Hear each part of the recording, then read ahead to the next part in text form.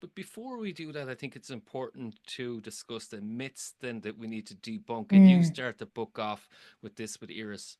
We highlight 7 myths that have gotten in the way of channeling our limited time, money, resources, effort, goodwill toward the things that work and have sometimes caused us individually and as organizations to spend those resources on things that don't work. I'll give you a couple of quick examples.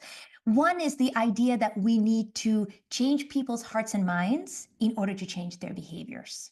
In other words, that we need to de-bias individuals in order to make better decisions.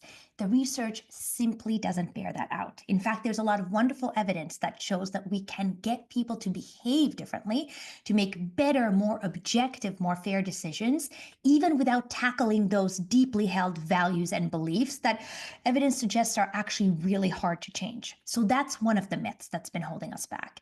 Another one is this idea that we can leave it to a handful of people to fix fairness for everybody. You know that in a large organization, global company of tens of thousands or hundreds of thousands of employees, we can hire a chief diversity officer and staff up a team of 3 people, and now we're all set. I liken this to communications. Most larger organizations have some PR experts, maybe an internal corporate communication department that handles the most high profile communications, the annual report, the CEO speeches.